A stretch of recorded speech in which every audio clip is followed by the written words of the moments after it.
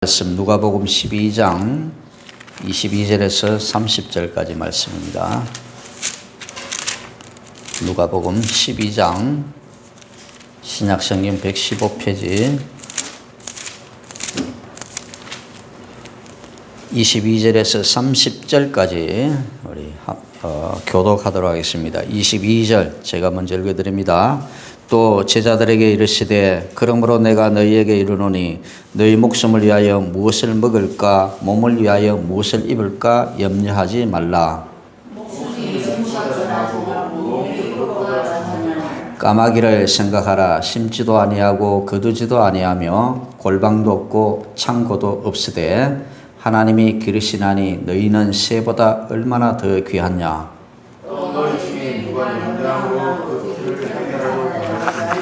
그런즉 가장 작은 일도 하지 못하면서 어찌 다른 일들을 염려하느냐.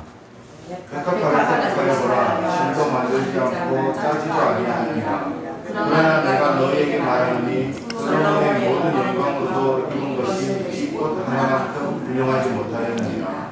오늘 있다가 내일 아궁이에 던져지는 들풀도 하나님이 이렇게 입히시거든 하물며 너희일까 보냐. 믿음이 작은 자들아. 너희는 무엇을 먹을까 무엇을 마실까 내가 구하지 말며 근심하지 말라. 다 함께 이 모든 것은 세상 백성들이 구하는 것이라 너희 아버지께서는 이런 것이 너희에게 있어야 할 것을 아시느니라. 아멘. 받을 은혜의 말씀의 제목은 염려하지 말고 주님께 감사입니다.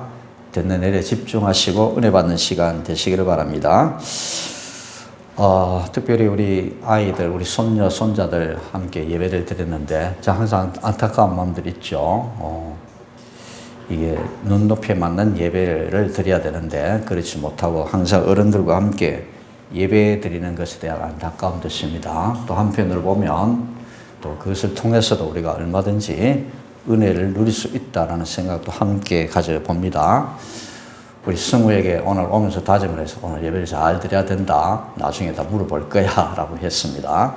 그래서 우리 아이들도 예배인데 집중하고 할아버지가 목사님이지만 오늘 목사님이 이 시간 통해서 주시는 말씀이 뭔가 잘 귀를 기울여서 듣고 무엇보다도 머리보다도 가슴으로 이 말씀을 받아들이기를 바랍니다. 네.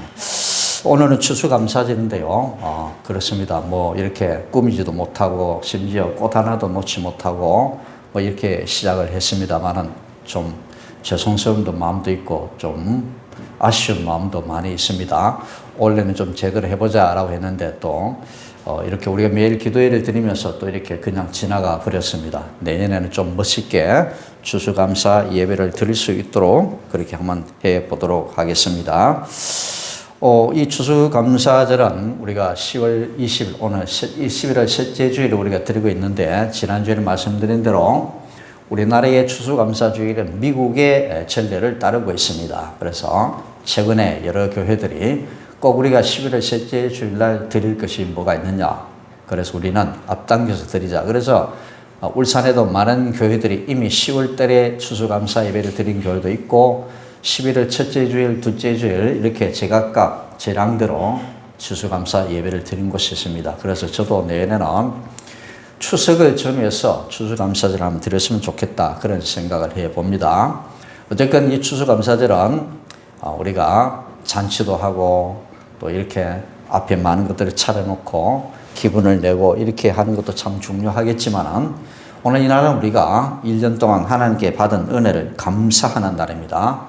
어떤 사람은 그렇게 생각, 오늘 또 헌금하는 날이구나. 그렇게 생각을 하시는 분도 계시겠지만 어쨌든지 오늘 이 시간 우리가 한 해 동안 받은 은혜를 하나님께 감사하는 그는 감사의 날이 되시기를 주님의 이름으로 축복합니다. 이렇게 하나님께서는 이 날을 통해 우리의 감사를 받으시고 영광 받으시기를 원하시는 것입니다. 우리는 꼭 좋은 일만 있으면 하나님께 감사를 드립니다. 오늘 찬양에는 오늘 찬양 4절까지 쭉 불렀는데요. 그 결론이 뭔가 좋으나 나쁘나 감사하자. 좀 이렇게 좀 무서운 이야기가 되겠습니다만 우리 믿는 사람들은 고난 가운데서도 감사할 줄 아는 사람이 되어야 한다. 왜? 고난 끝에 주시는 하나님의 축복을 우리가 기대하기 때문에 그래서 우리는 고난을 당하나 슬플 때나 기쁠 때나 언제나 모든 일에 하나님 앞에 감사할 수 있는 사람이 되어야 된다라는 것입니다. 저는 요셉의 이야기를 참 좋아하는데요. 요셉이 이렇게 형들에게 팔려가면서 만약 자기 인생을 넋두리하고 자기 인생을 한탄했다면 하나님의 놀라운 일이 나타나지 않았을 것입니다. 잡혀가면서 어떻게 하든 탈출해보려고 그렇게 노력했다면 하나님이 행하실 큰 일들을 그가 보지 못했을 것입니다. 보디발의 집에 가서 보디발의 아내에게 억울함을 당하고 감옥에 들어갈 때에 내가 억울합니다. 아주 훌륭한 변호사를 사가지고 이렇게 어떻게 하든지 이 억울함을 면해보려고 그렇게 노력을 했다면 요셉에게 나타날 하나님의 크신 일은 그가 바라보지 못했을 것입니다. 요셉은 매 순간 하나님의 뜻을 기다리며 그는 늘 감사함으로 살아갔던 사람입니다. 그래서 요셉의 인생을 한마디로 말해서 형통한 사람이라 그렇게 이야기를 했죠. 왜 형통하다 했을까요? 매 순간 하나님께 감사하고 하나님 뜻대로 살아가려고 하는 그 자체가 형통이다라는 것입니다. 그래서 오늘 우리는 이 예배를 통해서 하나님께 풍성한 감사를 올려드리고 또 하나님부터 주시는 풍성한 은혜를 누리는 복된 예배가 되시기를 주님의 이름으로 축복합니다. 그런데 우리의 마음과 말에는 감사하지 못하도록 하는 그런 나쁜 습관이 있다라는 것이죠. 그렇습니다. 어떤 사람은 참 제가 이 예화를 많이 듣는데요. 어떤 사람은 길을 가다가 돌뿌리에 걸려서 넘어지면 어떤 사람은 툴툴 털고 일어나면서 야, 참 오늘 재수가 없네. 에이, 기분 나빠. 왜 하필 여기 돌이 있어서 이런 식으로 이렇게 아주 기분 나빠합니다. 그런데 은혜를 아는 사람은 넘어지는 순간 하나님 죄송합니다. 제가 조심하면서 살아가겠습니다. 이렇게 돌뿌리를 통해서도 브레이크 없이 걸어가는 내 인생을 하나님께서 인도해 주시니 참 감사합니다. 앞으로는 브레이크 잘 밟고 또 이렇게 인생을 신중하게 그렇게 하나님 뜻대로 살아가겠습니다. 라고 하는 사람, 그러면서 하나님께 넘어진 것에 대하여 감사하는 그런 사람이 있다라는 거죠. 어떤 학생은 나는 왜 머리가 나쁠까? 나는 왜 공부를 못할까? 왜 부모님이 나를 이렇게 머리가 나쁜 아이로 태어나게 했을까? 불평할 수가 있습니다. 그러나 이래서 우리가 다니엘 기도를 통해서 그런 말씀을 드렸죠. 공부 못하는 것 절대로 죄가 아닙니다. 다 공부를 잘하면 어떻게 하겠습니까? 1등 하는 사람이 있으면 2등 하는 사람도 있고 또 2등 하는 사람이 있으면 꼴찌 하는 사람도 있습니다. 그래서 저는 그런 사람을 봤습니다. 학교 다닐 때 지독히 공부를 못하는 사람이 있었는데 커서 보니까 완전히 사람이 바뀐 그런 사람도 있었다는 거죠. 지난번에 그 체육 선생님은 다리를 잃은 체육 선생님은 임용고시에 5번이나 떨어지고도 실망하지 않고 끝까지 도전한 것을 우리가 보지 않았습니까? 그렇습니다. 우리에게는 항상 꿈을 꾸는 사람이 되어야 되고 도전하는 사람이 되고 결과에 대해서 감사하며 과정 속에서도 하나님께 감사하는 사람이 되어야 할 것입니다. 그런데 우리 속에는 항상 감사를 하지 못하게 하는 나쁜 습관들이 우리에게 있는데 그것이 바로 걱정과 염려인 것입니다. 어떤 사람은 어떤 일 하나 있으면 먼저 앞서서 걱정을 많이 합니다. 그래서 너무 걱정을 너무 많이 해가지고 좀 안타까운 그런 사람도 있습니다.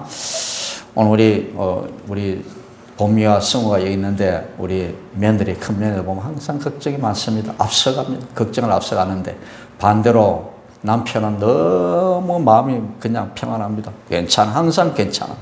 그런데 한쪽에는 너무 걱정이 많고 한쪽에는 너무 또 걱정이 없는 그런 모습을 보게 되는데, 그죠? 우리는 절대로 앞서서 걱정하면 안 될 것입니다. 그래서 내가 어떻게 할까? 어떤 일 하나 있으면 어떻게 할까? 미리 걱정을 하면 안 돼. 모든 것을 하나님 앞에 맡겨드리는 것이 더 중요하다라는 것이죠. 그래서 오늘 본문에는 그렇습니다. 무엇을 먹을까 하는 그런 작은 염려부터 우리나라에 전쟁이 일어나면 어떻게 하지라는 내가 할 수 없는 일까지도 걱정하는 그런 사람, 온통 걱정으로 가득 차 있는 그런 사람이었습니다. 오늘 저녁 때는 뭐 먹지? 작은 일에서도 항상 신경을 아주 곤두세우는 그런 사람이 있고, 우리나라에 전쟁이 일어나면 어떻게 하지? 전쟁이 일어나면 내가 어떻게 할 수가 없잖아요. 그런 문제들까지 전부 다 걱정하며 살아가는 그런 사람들이 있습니다. 그래서 성경은 말씀합니다. 베드로전서 5장 7절에는 너희 염려를 주께 맡기라 라고 말씀을 했습니다. 내가 걱정한다고 키를 한 자를 더할 수는 없습니다. 내가 염려한다고 어떤 일이 해결되는 것은 결코 아닌 것입니다. 어떻게 하라고요? 누구에 맡기라고요? 주께 맡기라. 하나님께 모든 염려를 맡기더라. 근데 우리는 그렇습니다. 맡기고도 안심이 안 돼가지고 절절절절 매는 사람이었어요. 맡기고는 믿고 기다려야 되는데 맡기고는 그렇습니다. 맡기고는 절절절 매는 사람이었습니다. 이 모기 한 마리가 저를 막 왔다 갔다 하는데 그렇습니다. 우리가 염려에 휩싸이면 이 모기가 언제 날 물까? 뭐 그런 염려가 가득 차고 아주 신경이 예민한 그런 수도 있습니다. 저는 가끔 11월 달이 되었는데도 집안에 모기가 가끔 한 마리씩 있습니다. 이 모기가 계절도 모르고 막 이 추운 날씨가 되는데 모기가 달려드는데 저희 집사람에는 절대로 모기가 달려들지 않습니다. 항상 저에게만 모기가 달립니다. 그래서 모기 한 마리가 앵거리면은 불을 켜고 키우고 잡아야만 잠이 들 수가 있는 거죠. 그 순간에는 걱정이 많습니다. 이거 빨리 잡아야 되는데 이런 걱정을 많이 해야 돼요. 그래서 우리는요, 태어나서 죽을 때까지 걱정과 염려 속에 살아가게 되는 것입니다. 어니 젤린스키라는 심리학자가 사람이 하는 걱정에 대해서 연구하고 발표를 했는데요.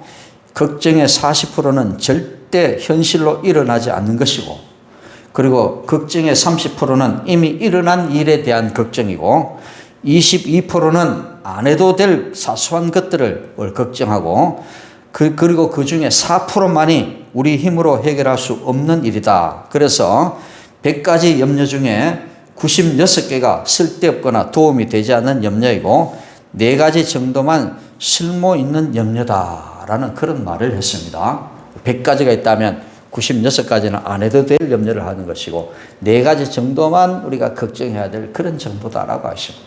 온통 사람은 살아가면서 걱정과 염려 속에 살아가고 있다는 것입니다. 그런데 예수님은 오늘 우리들의 이런 염려에 대해서, 걱정에 대해서 뭐라고 말씀하셨을까요? 오늘 추수감사절을 맞이해서 우리가 어떻게 염려를 이겨내고 하나님께 감사할 수 있을까? 이 말씀을 통해 한번 살펴보도록 하겠습니다. 다행스럽게도 우리는 다니엘 기도를 통하여 그렇게 수많은 고초와 고난을 당하면서도 하나님 앞에 감사함으로 나아가는 그런 강사들의 간증을 우리가 수없이 많이 들었습니다. 어떻게 저런 환경 속에서 이겨내고 하나님께 감사할 수 있을까라는 의문을 가질 정도로 그들은 극한 어려움 속에서도 염려하지 않고 감사함으로 나아간 그런 것들을 보면서 많은 은혜를 받기도 했습니다. 오늘 예수님께서 제자들에게 말씀하셨습니다. 22절에 제자들에게 이르시되 그러므로 내가 너희에게 이르노니 너희 목숨을 위하여 무엇을 먹을까 몸을 위하여 무엇을 입을까 염려하지 말라라고 했습니다. 먹고 마시고 입는 것은 사람이 사는데 꼭 필요한 것이기 때문에 우리는 이런 걱정을 하며 살아갑니다. 무엇을 입을까? 무엇을 먹을까? 요즘은 나라가 잘 사는 나라가 되어져서 먹고 입는 데에 대한 걱정을 하지 않습니다. 제가 어릴 때만 해도 먹는 데에 대한 걱정이 굉장히 많았습니다. 그래서 할래 쌀농사를 지어가지고 이렇게 집안에 쌀가마니가 많이 쌓여 있으면 아주 마음이 푸근해집니다. 그런데 그 쌀가마니가 하나씩 사라져요. 얼마나 또 많이 먹는지. 요즘은 밥을 먹어도 조금씩 먹습니다. 우리 아이들도 밥 먹는 거 보면 요만큼 먹습니다. 그런데 아시잖아요. 옛날에는 밥그릇 위에 막 올라오죠. 그런 그 밥들을 다 먹는다는 거죠. 그러니까 식구가 또 적습니까? 한 집에 아이들이 5명, 6명 이래 되면 그 전부 식구가 다 그 밥을 얼마나 많이 먹습니까? 그러다 보면 한 달에 쌀이 5말 정도 이렇게 먹는 그런 때도 있었습니다. 그러니까 그 쌀가마니가 순식간에 사라지죠. 그래서 해가 바뀌고 3월달, 4월달 보리 추수가 임하기 전에는 극한 그런 어려움이 닥치게 되는 거죠. 양식이 다 떨어지고 보리 추수를 하면은 또 한두 달 기다려야 되는데 그동안 먹을 것이 없으니까 그래서 돈 많은 부잣집에 가서 양식을 빌려옵니다. 빌려오면은 어떻습니까? 갚을 때는 또 엄청 많이 갚아요. 이자가 비싸요. 그 갚을 때는 그래서 이게 악순환이 되는 거죠. 갚고 나니까 또 더 모자라죠. 그 더 모자라니까 또 더 빌려와야 되죠. 더 빌려오니까 더 많은 것들 또 갚아야 되죠. 악순환이 이루어지니까 나중에는 자꾸 살림이 기울어지고, 그래서 그 다음에는 이 땅을 팔지 않으면 안 될 정도로 극한 어려움에 처하기도 했던 것입니다. 이만큼 우리는 먹는 것, 입는 것 굉장히 중요한 문제죠. 사람이 살아가는데 의식주는 기본적인 문제인 것이죠. 그래서 옛날에는 우리가 어릴 때는 못 살 때는 먹는 것이 항상 걱정이었습니다. 그리고 입는 것이 항상 걱정이었습니다. 명절 때만 되면 부모들은 걱정을 합니다. 우리 아이들에게 명절이 다가오는데 옷을 사줘야 되는데 돈은 없습니다. 어떻게 해야 될까? 요즘은 명절에 옷을 사는 사람이 누가 있습니까? 그러나 옛날에 어릴 때는 이렇게 명절만 되면 옷을 사입혀야 되기 때문에 부모님들은 걱정이 이루 말할 수가 없었던 거죠. 그래서 이렇게 먹고 마시고 입는 것은 굉장히 중요한 말씀입니다. 그런데 예수님께서 이런 것들을 걱정하지 말라고 하신 것은 먹고 마시고 입는 것에 관심을 갖지 말라는 그런 뜻이 아닙니다. 벗고 살라는 말이 아니고 먹지 말고 살라는 그런 말이 아니다는 거죠. 또 음식과 옷과 돈을 얻기 위해 열심히 노력하고 수고하지 말라는 그런 뜻도 아닙니다. 먹고 마시고 입는 것은 우리에게 꼭 필요하지만 이것이 우선순위가 아니다라는 것을 말씀하기 위해서 염려하지 말라, 그렇게 말씀하셨습니다. 먹고 마시고 입는 것보다 더 중요한 것이 있는데 그것은 뭐냐? 바로 목숨, 생명이라고 그렇게 말씀을 했습니다. 생명보다 이것이 더 중요할 수는 없다라고 말씀했습니다.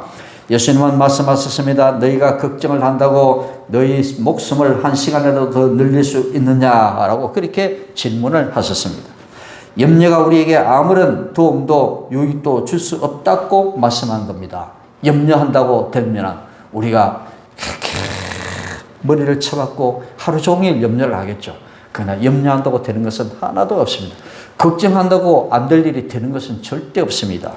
그렇죠. 그래서 예수님은 우리에게 염려하지 말라 그렇게 말씀하는 거예요. 오히려 나의 믿음과 생활, 때로는 몸까지 망가뜨릴 수가 있다. 염려하다 보면 정신병에 걸리기도 하고 우울증에 걸리기도 해서 몸이 망가지고 마음이 망가지는 큰 일을 하게 된다라는 것이죠. 현대인들이 우울증에 왜 그렇게 많이 걸립니까? 풍요로운 육신의 삶 가운데서도 우리는 걱정할 거리가 너무 많기 때문에 오히려 현대인들이 오히려 우울증에 많이 걸린다라는 것입니다.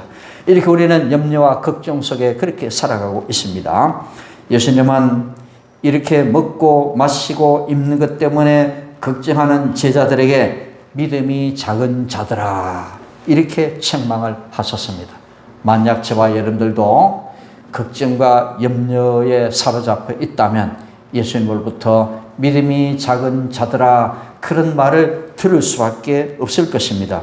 예수님은 제자들과 우리들에게 걱정하지 말아야 할 이유를 설명해 주셨습니다. 그 첫째가 까마귀를 생각하라 말씀했죠.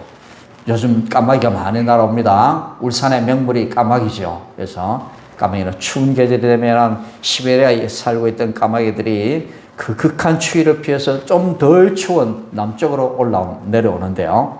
이 울산 땅에 많은 까마귀들이 온대요. 그래서 해마다 숫자가 늘어난다고 하죠. 해마다 숫자가 늘어나서 지금은 한 10만 마리 정도 된다고 하죠. 그래서 울산시에서는 이 까마귀를 관광 상품화 시켜서 전국의 많은 사람들이 이 까마귀를 구경하기 위해서 관광버스를 대절해서 울산까지 내려오기도 합니다. 우리는 가까이 있으면서 잘 모르죠. 이 까마귀들이 출퇴근 시간 있는 거 아시나요? 아침 되면 출근합니다. 그래서 때를 지어서 양산 쪽으로 가고 경주 쪽으로 가고 또 이렇게 바다 쪽으로 가고 때를 지어서 가는데 거기 다 대장이 있대요. 대장이 가자 하면 다 따라갑니다. 출근 시간이다 하면 다 따라가죠. 그래서 이곳저곳으로 가면서 그러고 그러면 해가 이렇게 지면은 야 이제 퇴근이다 하고 대장이 가면은 쭉 따라서 날라서 여기 대나무 밭에까지 오게 되는 거죠. 그래서 이렇게 까마귀들이 먹이를 찾아서 이곳까지 오게 됐는데 이 까마귀를 오늘 예수님이 예를 들어서 말씀했는데 이렇게 새들은 먹을 것을 위해서 사람들처럼 힘들게 일하지 않습니다. 다만 이동을 하죠. 시베리아에서부터 먹기 위해서 이곳까지 오게 되는 거죠. 그런데 이 까마귀들은 먹기 위해서 땅속에 곡식을 심습니까? 그렇지 않습니다. 땅바닥에 있는 먹을 것들을 골라가지고 먹는 거죠. 그래서 우리가 양산 덮개 이렇게 지어서 가다 보면 까마귀들이 논에 많이 앉아있죠. 논에 많이 앉아서 거기에 떨어진 곡식 나닷들을 먹으면서 그렇게 자. 그리고 이런 논에 있는 그런 벌레들까지도 잡으면서 있고, 심지어 이렇게 도를 건너가다가 치어 죽은 동물들의 시체를 뜯어 먹기도 하고 그렇게 하는 거죠. 그렇게 살아가는 거예요. 이 얘들은 그렇게 뭐 먹기 위해서 농사를 짓거나 먹기 위해서 음식을 작물하거나 그렇지 않습니다. 그래도 그들은 먹을 것이 있다라는 것이죠. 그래서 어떻게 먹이를 구해야 할까 그들은 염려하지 않습니다. 또 먹잇감을 모아두지도 않습니다. 하지만 하나님은 새들에게 매일 어떻게 해요? 먹잇감을 주신다. 그들이 굶어 죽지 않고 그렇게 오히려 이렇게 태화강에 오는 이 까마귀들 숫자가 해마다 자꾸 늘어나는 것을 보면 그들이 굶어서 죽는 일은 없다라는 것입니다. 두 번째로 예수님은 들에 핀 백합화 꽃을 보라라고 그렇게 말씀을 하셨습니다. 굉장히 아름다운 꽃이죠. 화면에 나온지 모르겠습니다. 굉장히 아름다운 꽃인데요. 이렇게 백합꽃은 스스로 일하거나 옷을 만들지 않습니다. 하지만 이스라엘 역사에서 가장 부유하고 큰 영화를 누린 솔로몬 왕이 입은 화려한 옷보다 하나님께서 기르신 백합꽃이 훨씬 더 훌륭하고 아름답다라는 거죠. 아무리 사람의 뛰어난 재주와 노력이라도 하나님의 지혜와 솜씨를 절대로 이길 수가 없습니다. 이렇게 아름다움을 입고 그 아름다운 자태를 뽐낼 수 있는 것은 그 하나님이 그들에게 이렇게 해 주셨기 때문이라는 거죠. 세 번째로 들에 있는 들풀을 생각해 보라고 말씀하셨습니다. 이스라엘 지역에는 사막지대에서 불어오는 뜨거운 바람 때문에 하룻밤 사이에 말라 죽게 되는 이름 없는 들풀을 하나님이 기르시고 입혀주신다라고 했습니다. 거기에는요 비가 많이 내리지 않습니다. 팔레스타인 지역에는. 그래서 여행을 가면 11월 달, 12월 달에는 여행을 가지 말라 그렇게 말합니다. 왜냐? 그때는 비가 많이 오기 때문에 다 1년에 그때만 비가 온다는 거죠. 그러면 비가 오지 않을 때는 어떻게 하느냐? 근데 이 지역은 하늘에서 밤중에 그렇게 이슬이 많이 내린 거죠.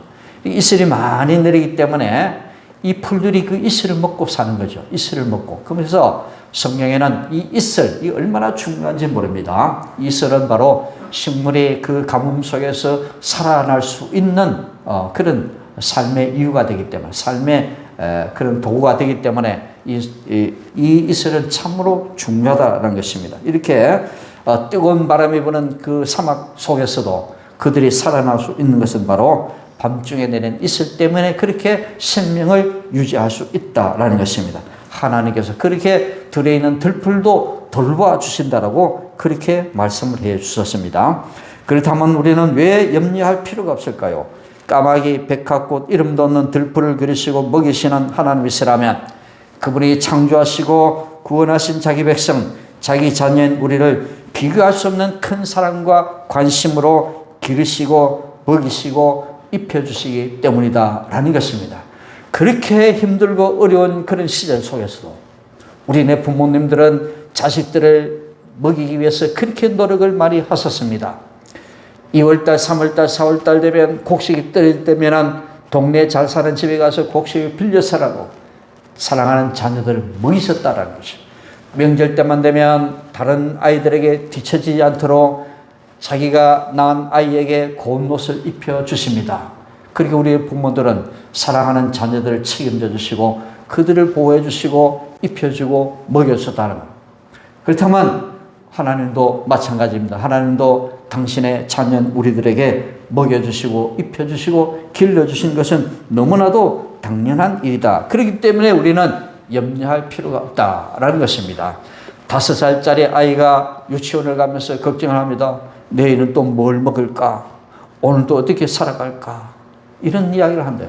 어떤 TV 프로에 6살짜리가 나와가지고 말합니다. 저는 옛날에는 그렇지 않았는데요. 6살짜리가 뭐 옛날에 있겠습니까? 있지만은, 그래도 그렇게 옛날에 나는 그렇지 않았는데 이렇게 한 아이가 있는데, 6살짜리, 5살짜리 아이가 이렇게 부모님들이 해야 될 걱정을 그 아이가 한다면 얼마나 이상하겠습니까? 그렇죠? 여러분들, 우리가 그렇지 않습니까? 하나님께서 해야 될 걱정과 염려를 우리가 하고 있다는 거예요. 하나님이 다 책임져 주시고 해결해 주실 일을 우리가 앞서서 먼저 걱정하고 염려하고 있다는 거죠.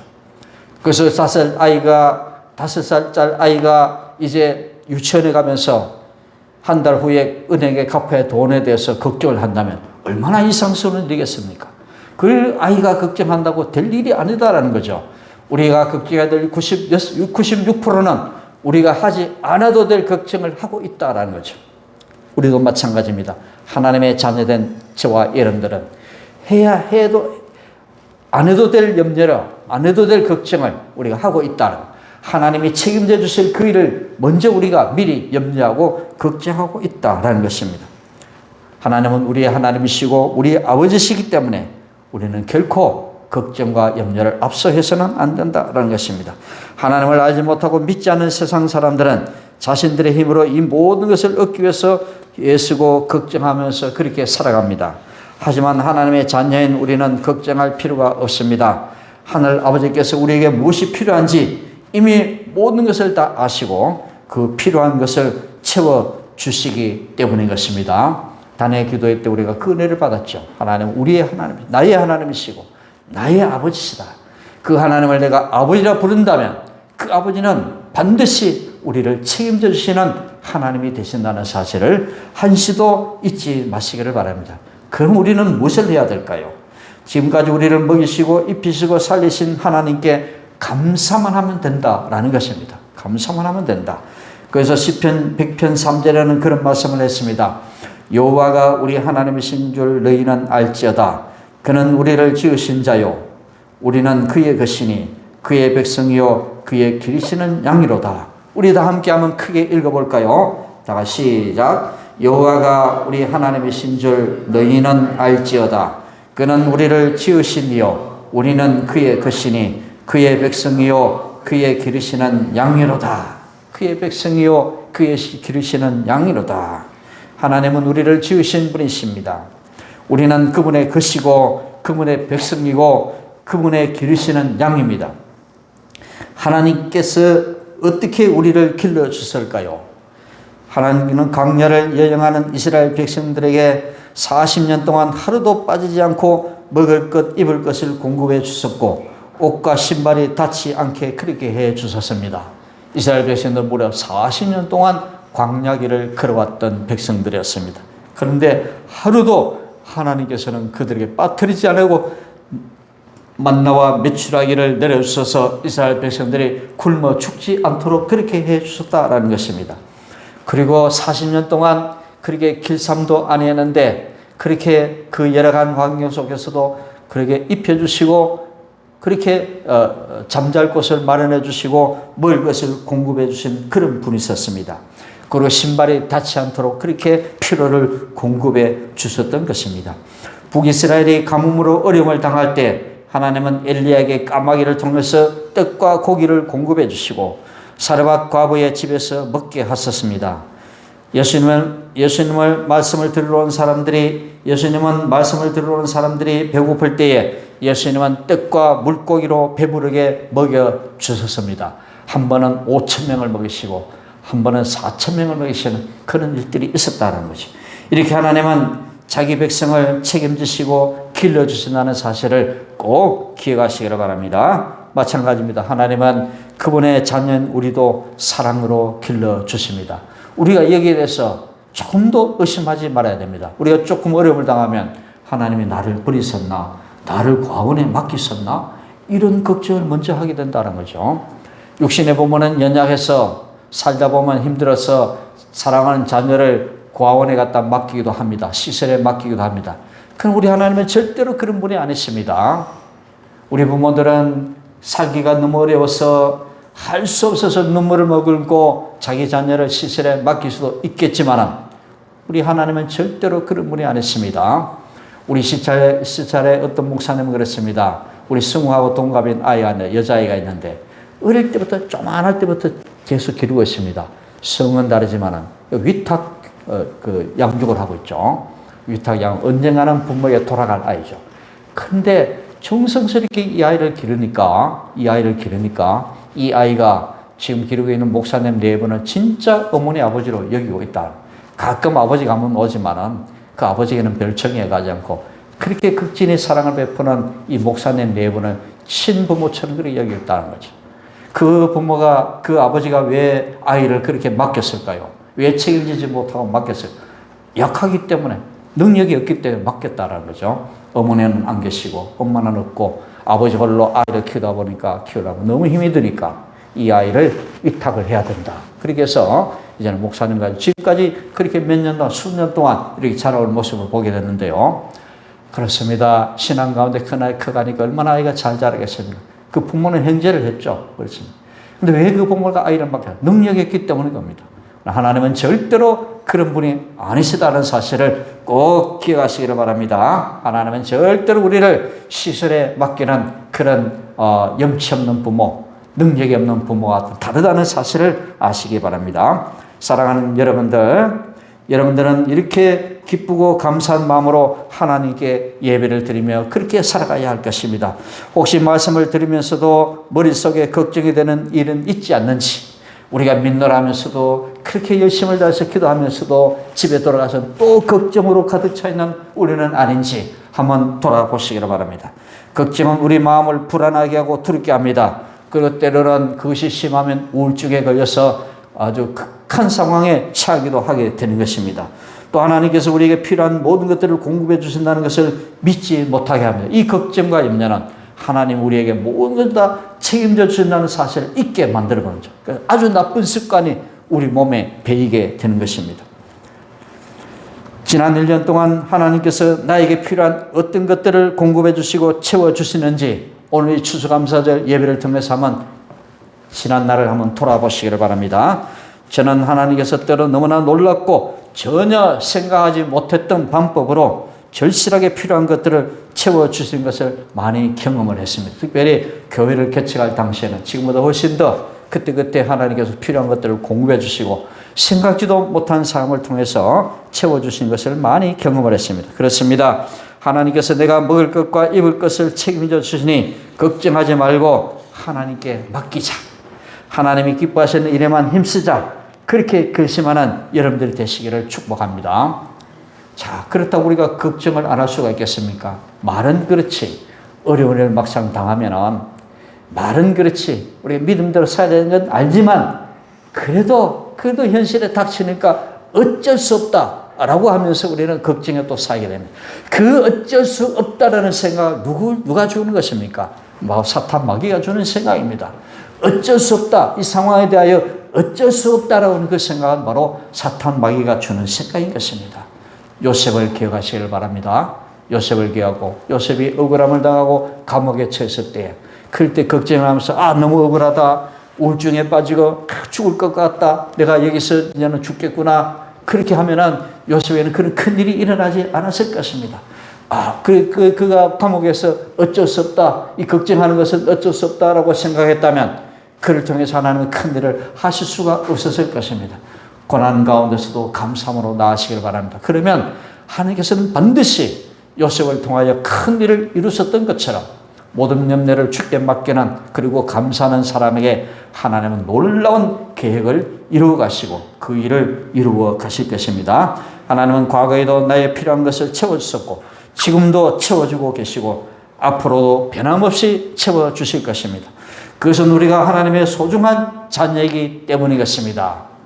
우리 어떤 자녀가 우리 부모님의 자녀가 아닌가 보다 언제 나를 시설에 맡길까 고아원에 맡길까 온통 그 걱정대로 살아간다면 얼마나 불행한 삶이겠습니까? 부모님을 믿고 부모님에게 순종하고 부모님이 기쁘시게 하는 그런 삶을 살아갈 때 그 장면은 밝아질 것입니다. 우리 하나님의 자녀로서 그 하나님이 나를 책임져 주신다는 사실을 깊이 깨닫고 좀 어려움이 와도 좀 힘든 일이 와도 그 가운데서도 나를 책임져 주시는 그 하나님을 깊이 신뢰하고 나아가고 그 가운데서 우리가 감사로 나아갈 때에 하나님은 반드시 우리를 책임져 주실 것입니다. 염려하지 말라라고 하니까 우리가 게을러서도 된다라는 그런 뜻은 아닙니다. 우리의 모든 삶을 하나님께 맡기고 우리에게 필요한 것에 대해 걱정하지 말라라는 것입니다. 감사로 걱정을 이겨내시기를 바랍니다. 걱정을 내 친구로 삼지 말고 감사를 나의 친구로 삼아서 날마다 하나님께 감사하는 여러분들 되시기를 바랍니다. 우스갯소리로 감사하는 성도들이 많으면 시장에 감하고 사과가 남아나지 않는다 그런 말을 합니다. 이렇게 감과 사과가 남아나지 않을 정도로 감사가 풍성히 이루어지는 믿음의 자녀들 다 되시기를 주님의 이름으로 간절히 축복합니다. 기도하겠습니다. 하나님 감사합니다. 오늘 추수감사절 주일로 허락하시고 예배 가운데 귀한 말씀을 허락해 주신 하나님 감사를 드립니다. 염려와 걱정으로 가득 찼던 우리의 인생을 돌아보면서 이제는 감사로 가득한 삶을 살아갈 수 있도록 인도해 주시옵소서. 걱정을 나의 친구로 삼지 말고 감사를 나의 친구로 삼아 하나님께 늘 감사로 나가는 우리 모두가 되게 도와주옵소서. 우리가 힘든 일을 당하고 고난을 당할 때에 어쩔 수 없이 내가 걱정하지 않을 수가 없다라고 하는 생각을 다 버리게 하여 주옵소서. 그럴 때마다 요셉이 당한 고난, 다윗이 당한 고난, 바울이 당한 고난을 기억하면서 살아가게 주옵시고 광야 40년 광야를 지나는 이스라엘 백성들의 삶을 돌아볼 수 있도록 인도하시고 그리고 그들에게 베푸르신 하나님의 그 은혜를, 그 놀라운 은혜를 바라보면서 소망 가운데 살아가는 우리 모두가 되게 도와주시옵소서. 감사드리며 예수님 이름으로 간절히 기도드리옵나이다. 아멘. 찬송가